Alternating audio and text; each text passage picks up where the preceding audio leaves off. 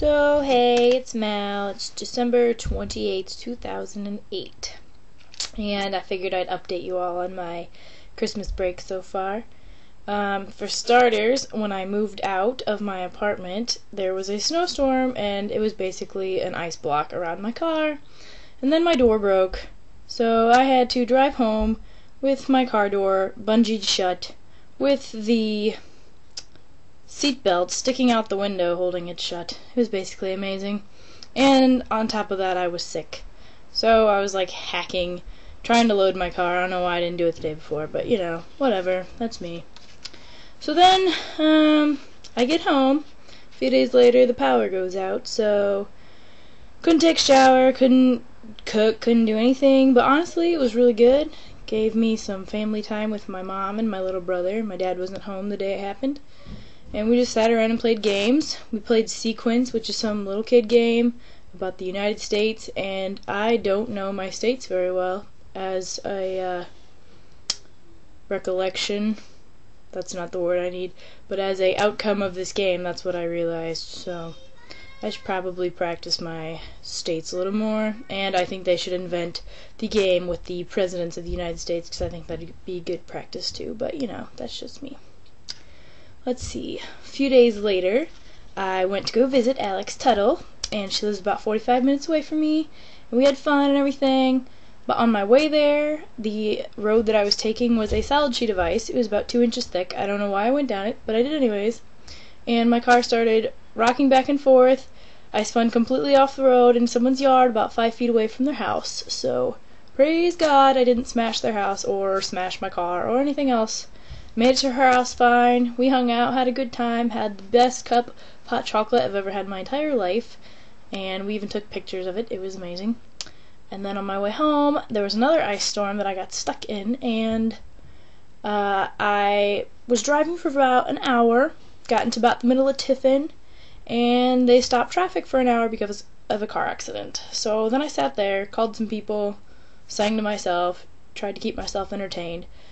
And then I was getting really antsy, and I just wanted to go. I wanted to go home. I wanted to eat my dinner. And then I was like, wait a minute, there's people in this accident that could be dead, there's just people that could be hurt.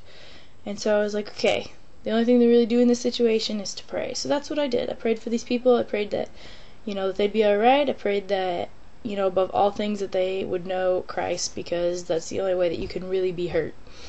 And right after I did that, the traffic started moving, and so that was pretty sweet. I still had to drive 5 miles an hour down the road, so it took me another hour to get home. So from a 45-minute drive that was supposed to happen, it took me 3 hours to get home. So that was my night of that. Had to cancel the rest of my plans for the night, but not a big deal. Then Christmas happened. Christmas was amazing this year. It was the best Christmas I think I've ever had. My brother came over with his soon-to-be fiancé, I'm assuming, and she has a little girl named Emily, and she is adorable, has the biggest blue eyes I've ever seen in my life. And it was just a really good day. We set up all day to have a big dinner and clean the house all up and had all these presents. And honestly, presents weren't really my priority this year. I really just wanted to have really good family time and everything just before I leave for Spain. And that's just what it was. It was really good. It was really calming. It was really just good hanging out. I got to know my brother's girlfriend Amy a little bit better, and she's really cool. And Emily liked my present best because I bought it. Actually, it was a baby doll, and she loves baby dolls, so that was pretty cool.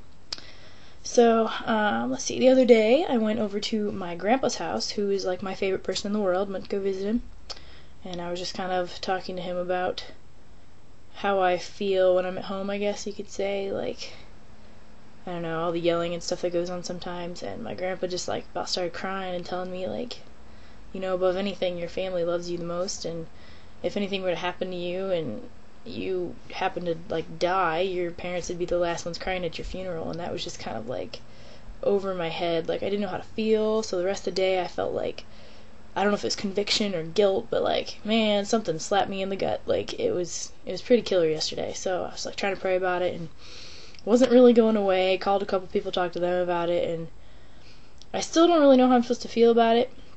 But that kind of leads into today. A friend of a friend had his first church service today he preached at, and it was about the light of the world and Jesus Christ being the light of the world, but also he tied it into Genesis about, God made the world and then there was light and it was good, and the reason that the light is good is because then once there's light you're able to see all the miracles that Jesus has and Jesus provides us with. And it was just really cool, and it kind of tied it in for me just because I felt like no matter what happens, I still have these miracles, I still have this gift of Christ, and all I'm supposed to do is love on people. I can't change anyone's mind for them.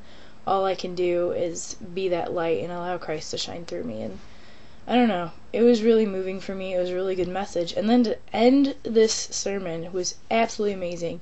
He said, some people consider it a shame that there's only one way to Christ, and I consider it a miracle that there's any way to Christ. And that was just really, really cool. We take it for granted, those of us who are Christians, I think, and the people who aren't Christians, they don't think it's a big deal, and really it's the only deal that we should really be worrying about. So I guess that's my update for Christmas break, and hopefully I will see you guys again before I leave for Spain, and then by then I'll have some videos in Spain land, as Jeremy would call it. So until then, see you later.